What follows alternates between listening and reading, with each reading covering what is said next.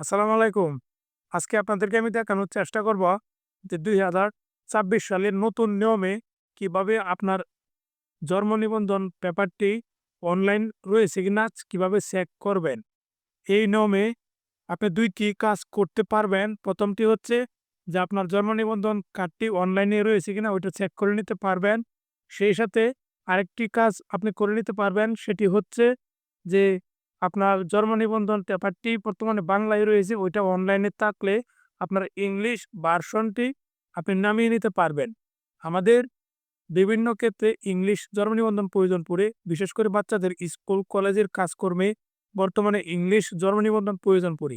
আর আমরা যখন পূর্বে জন্ম নিবন্ধন করেছিলাম তখন বাংলা ভার্সনে আমাদের জন্ম নিবন্ধন ছিল, সরকারি নিয়ম ছিল। আর ওইটা এখন আপডেট করার মাধ্যমে বর্তমানে ইংলিশ এবং বাংলা ভার্সন ২ টাই চালু রাখা হয়েছে। তো চলেন আপনাদেরকে আমি দেখিয়ে দেওয়ার চেষ্টা করি কিভাবে ওই কাজটি আপনারা করবেন। আমি আমার কম্পিউটার দিয়ে আপনাদেরকে দেখানোর চেষ্টা করব।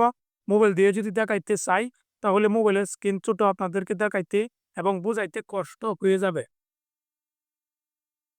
এই কাজটি করার জন্য ১ম এ আপনারা যেকোনো একটি ব্রাউজার ওপেন করে নিবেন। আমি আমার কম্পিউটার দিয়ে Google Chrome ব্রাউজার ওপেন করে নিলাম।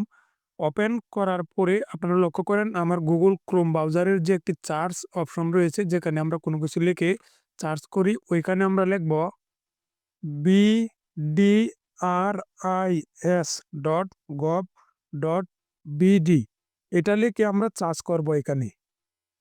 সার্চ করার সাথে, সাথে আমাদেরকে মূল ওয়েবসাইটে নিয়ে আসবে। এটা হচ্ছে জন্ম নিবন্ধনের আবেদন, জন্ম নিবন্ধনের তথ্য অনুসন্ধান, জন্ম নিবন্ধন সংশোধন সকল কিছুর মূল ওয়েবসাইট।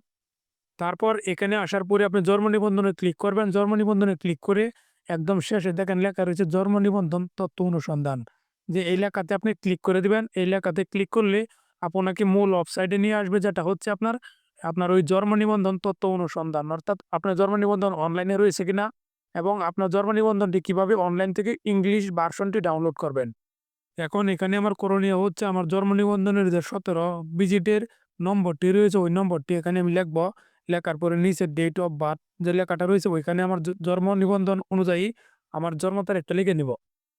আমার জন্ম নিবন্ধন নম্বর লেখা শেষ। এখন আমি ওই জন্ম তারিখটা লিখবো এখানে। জন্ম তারিখ লেখার আগে অবশ্যই আমাকে ১ম এ বছর, তারপর মাস এবং একদম শেষে ওই তারিখ দিতে হবে।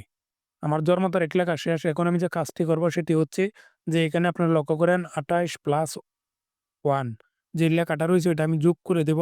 আপনাদেরকে অনেক সময় যোগ দেখাবে, অনেক সময় বিয়োগ দেখাবে। আপনি এখানে যেভাবে দেখবে ওইভাবে আপনি কাজ করবেন।